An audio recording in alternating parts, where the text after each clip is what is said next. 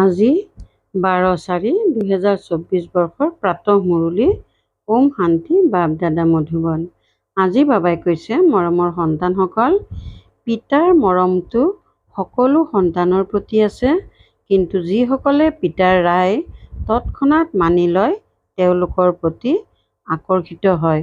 গুণৱান সন্তানে মৰম আকৰ্ষিত কৰে। প্ৰশ্ন: পিতাই কোনটো ঠিকা লৈছে? উত্তৰ: সকলোকে ভুল কৰি উভতাই লৈ যোৱাৰ ঠিকা এজন পিতাৰ। পিতাৰ নিচিনা ঠিকাদাৰ সৃষ্টিত আৰু আন কোনো নাই। তেওঁৱেই সকলোৰে সদ্গতি কৰিবলৈ আহে। পিতাই সেৱা অবিহনে থাকিব নোৱাৰে। তেন্তে সন্তানসকলেও সেৱাৰ প্ৰমাণ দিব লাগে। পিতাই যি শুনায় সেয়া আওকাণ কৰিব নালাগে। ওম শান্তি। আত্মিক পিতাই আত্মিক সন্তানসকলক বুজায়, সন্তানসকল, নিজক আত্মা বুলি বুজি বহা। এয়া এজন পিতাইহে বুজায়, অন্য কোনো মনুষ্যই বুজাব নোৱাৰে। নিজক আত্মা বুলি বুজা, এয়া ৫,০০০ বছৰ পাছত পিতাহে আহি শিকায়। এয়াও তোমালোক সন্তানসকলেহে জানা। কোনেও গম নাপায় যে এতিয়া পুৰুষোত্তম সংগম যুগ। তোমালোক সন্তানসকলৰ এইটো স্মৃতিত থাকিব লাগে যে আমি পুৰুষোত্তম সংগম যুগত আছো। এয়াও মন মনা ভৱই হয়। পিতাই কয়, মোক স্মৰণ কৰা, কিয়নো এতিয়া উভতি যাব লাগে। ৮৪ জন্ম এতিয়া পূৰা হ'ল, এতিয়া শত্ৰুপ্ৰধান হৈ উভতি যাব লাগে। কোনোবাইতো একেবাৰেই স্মৰণ নকৰে। পিতাইতো প্ৰত্যেকৰে পুৰুষাৰ্থক ভালকৈ জানে। তাৰ ভিতৰতো বিশেষকৈ যিসকল ইয়াত আছে অথবা বাহিৰত আছে।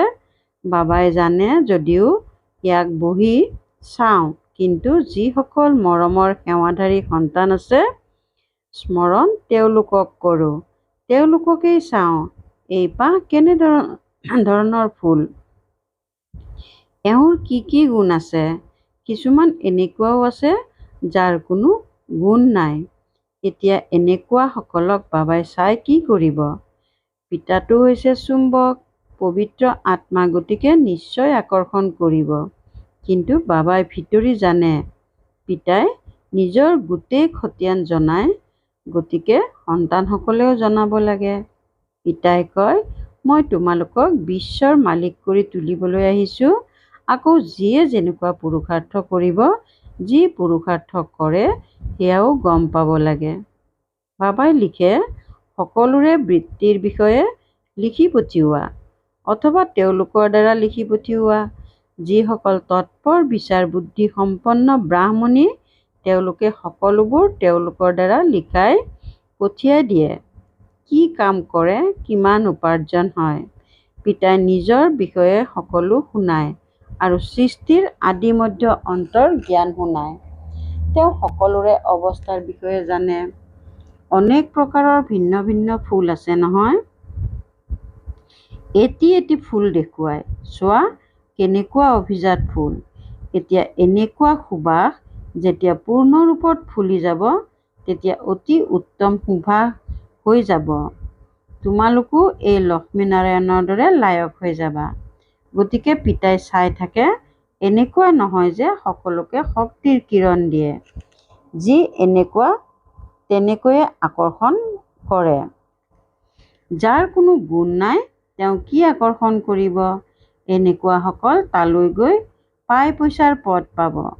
বাবাই প্ৰত্যেকৰে গুণ চায় আৰু মৰমো কৰে। মৰমত দুচকু সেমেকি উঠে। এই সেৱাধাৰীসকলে কিমান সেৱা কৰে। এওঁলোকে সেৱা অবিহনে আৰাম নাপায়। কিছুমানেতো সেৱা কৰিবই নাজানে, যুগত নবহে, জ্ঞানৰ ধাৰণাও নাই। বাবাই বুজি পায় এওঁলোকে কি পদ পাব। কোনো লুকাই থাকিব নোৱাৰে। যিসকল সন্তান ভাল বুদ্ধিমান সেৱা কেন্দ্ৰ চম্ভালে, তেওঁলোকে প্ৰত্যেকৰে খতিয়ান পঠিয়াব লাগে। তেতিয়া বাবাই বুজিব যে কিমানলৈকে পুৰুষাৰ্থী হয়। বাবাটো হৈছে জ্ঞানৰ সাগৰ। সন্তানসকলক জ্ঞান দিয়ে। কোনে কিমান জ্ঞান ধাৰণ কৰে, গুণৱান হয়, সেয়া তৎক্ষণাৎ গম পাই যায়। বাবাৰ মৰম সকলোৰে প্ৰতি আছে। ইয়াৰ ওপৰত এটি গীত আছে, তোমাৰ কাইটৰ প্ৰতিও মৰম, তোমাৰ ফুলৰ প্ৰতিও মৰম। ক্ৰমানুসৰিতো হয়েই। গতিকে পিতাৰ প্ৰতি কিমান ভাল মৰম থকা উচিত। বাবাই যি কয় সেয়া তৎক্ষণাৎ কৰি দেখুৱাব লাগে। তেতিয়া বাবাইও বুজিব যে বাবাৰ প্ৰতি মৰম আছে। তেওঁলোক আকৰ্ষিত হ'ব। পিতাৰ এনেকুৱা আকৰ্ষণ আছে যে একেবাৰে লিপিত খাই ধৰিব। কিন্তু যেতিয়ালৈকে মামৰ আঁতৰি নাযায় তেতিয়ালৈকে আকৰ্ষিততো নহ'ব। এজন এজনক চাওঁ। বাবাক সেৱাধাৰী সন্তান লাগে। পিতাটো সেৱাৰ বাবেই আহে। পতিতসকলক পাৱন কৰি তোলে, এয়া তোমালোকে জানা। জগতৰ লোকে নাজানে কিয়নো এতিয়া তোমালোক সংখ্যাত বৰ তাকৰ। যেতিয়ালৈকে যুগযুক্ত নহ'ব তেতিয়ালৈকে আকৰ্ষিত নহ'ব। সেইটো পৰিশ্ৰম বহুত কম সংখ্যকে কৰে। কিবা নহয় কিবা কথাত ওলমি থাকে। এয়া তেনেকুৱা সৎসংগ নহয় যে যি শুনিলে তাকে সত্য সত্য বুলি কয়। সকলো শাস্ত্ৰৰ শিৰোমণি হৈছে একমাত্ৰ গীতা। গীতাত ৰাজযোগৰ কথা আছে। বিশ্বৰ মালিকটো পিতাই হয়। সন্তানসকলক কৈ থাকোঁ যে গীতাৰ দ্বাৰাই প্ৰভাৱ বিস্তাৰ হ'ব। কিন্তু ইমানখিনি শক্তিও থাকিব লাগিব। যোগবলৰ ভাল তীক্ষ্ণতা থকা উচিত, যি ক্ষেত্ৰত তোমালোক বহুত দুৰ্বল। এতিয়া অলপ সময় আছে। এনেকৈ কয়, তুমি মিঠা হ'লে আনেও তোমাক মিঠা ব্যৱহাৰ কৰিব। মোক মৰম কৰিলে তেতিয়া ময়ো মৰম কৰিম। এয়া হ'ল আত্মাৰ মৰম। এজন পিতাৰ স্মৃতিত থাকা। এই স্মৃতিৰ দ্বাৰাই বিকৰ্ম বিনাশ হ'ব। কিছুমানেতো একেবাৰেই স্মৰণ নকৰে। পিতাই বুজায়, ইয়াত ভক্তিৰ কথা নাই। এয়া বাবাৰ ৰথ। এওঁৰ দ্বাৰা শিৱ বাবাই পঢ়ায়। শিৱ বাবাই নকয় যে মোৰ ভৰি ধুই জল পান কৰা। বাবাইতো হাত লগাবলৈও নিদিয়ে। এয়া হৈছে পঢ়া। হাত লগালে কি হ'ব? পিতাটো হৈছে সকলোৰে সদ্গতি কৰোঁতা। কোটিৰ মাজত কোনোবাইহে এই কথাবোৰ বুজি পায়। যিসকল কল্প পূৰ্বৰ হ'ব তেওঁলোকেহে বুজিব। ভোলানাথ পিতা আহি হোজা মাতাসকলক জ্ঞান দান কৰি উচ্চ স্থানলৈ আনে। পিতাই একেবাৰে উচ্চত মুক্তি আৰু জীৱন মুক্তিত লৈ যায়। পিতাই কেৱল কয়, বিকাৰ ত্যাগ কৰা। ইয়াক লৈয়ে হুলস্থুল হয়। পিতাই বুজায়, নিজক চোৱা, মোৰ কি কি অৱগুণ আছে। বেপাৰী লোকে নিতৌ নিজৰ লাভ আৰু লোকচানৰ খতিয়ান উলিয়ায়।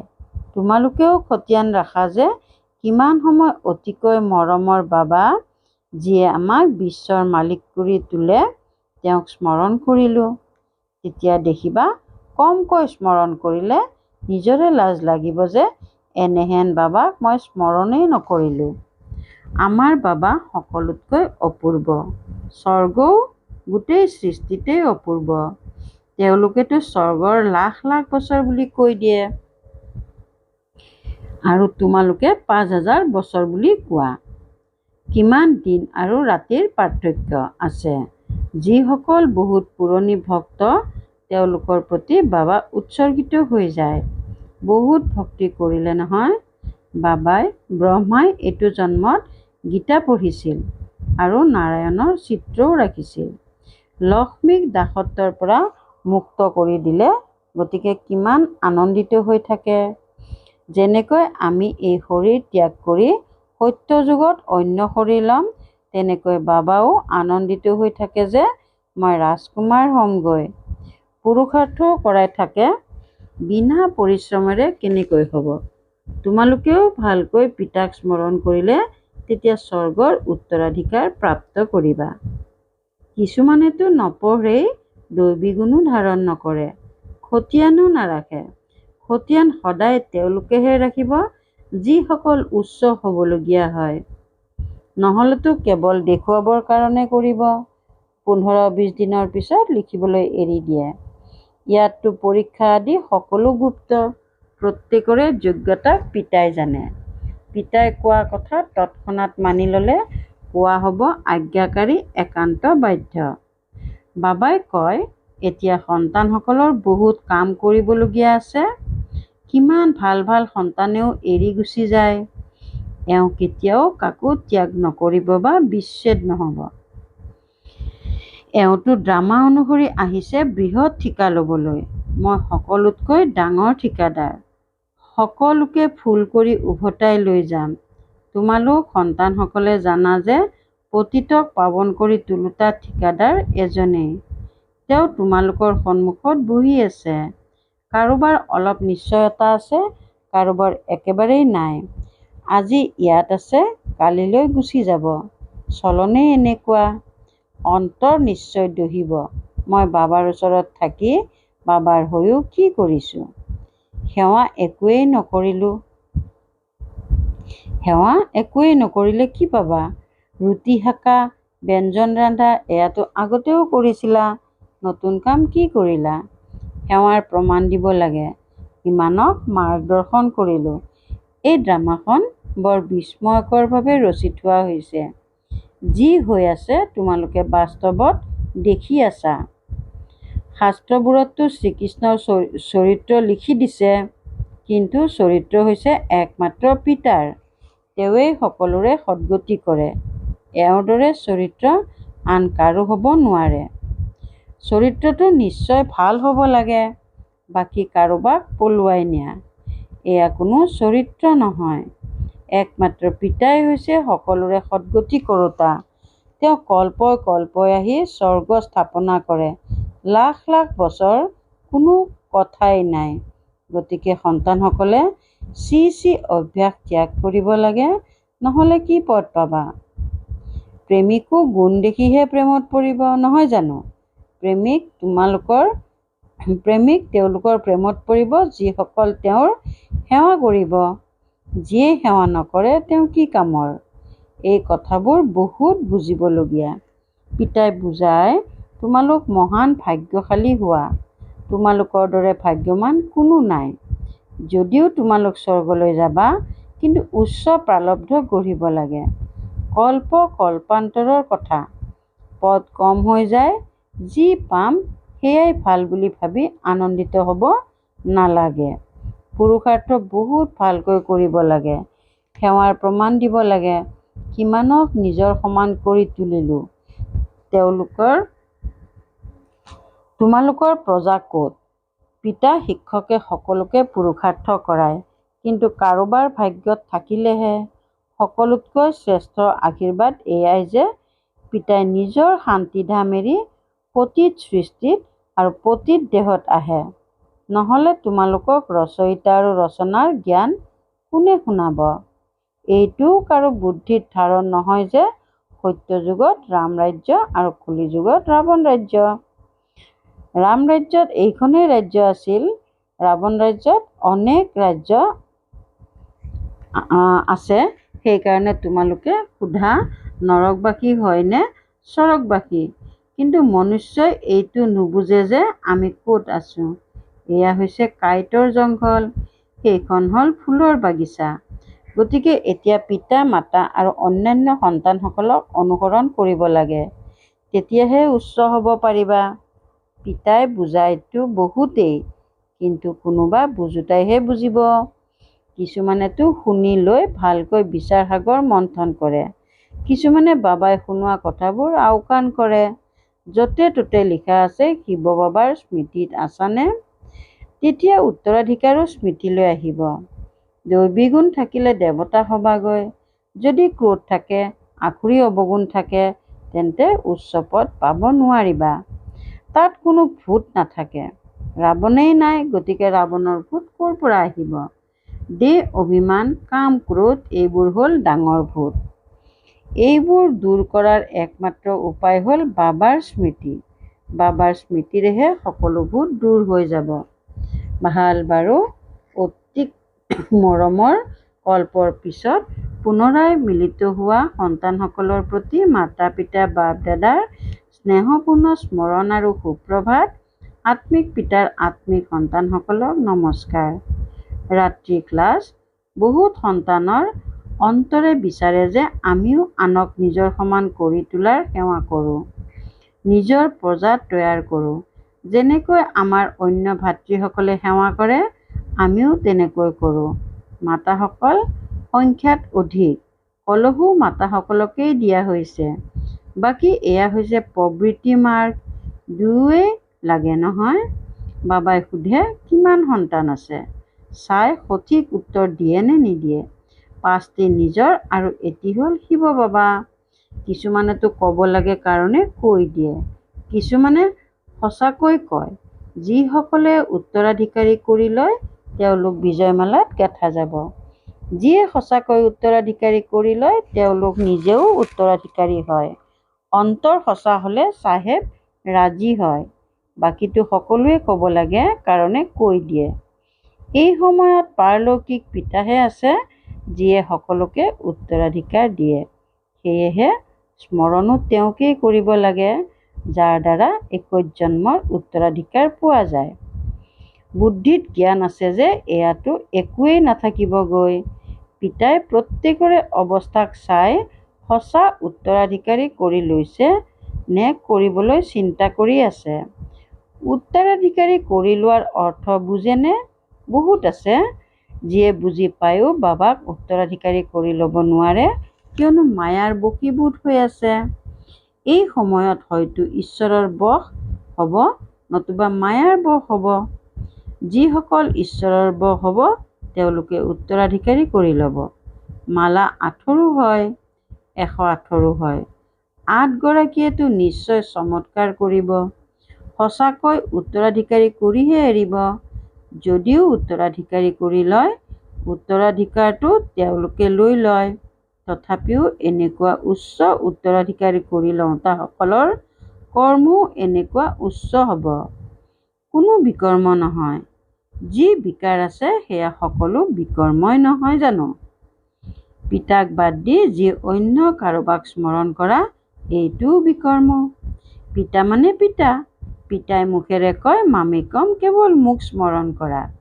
নিৰ্দেশনা পাইছা নহয়? গতিকে একেবাৰে পিতাৰ স্মৃতিত থকা। এই ক্ষেত্ৰতে বহুত পৰিশ্ৰম কৰিবলগীয়া হয়। এজন পিতাক স্মৰণ কৰিলে মায়াই ইমান আমনি নকৰে। বাকী মায়াও বহুত শক্তিশালী।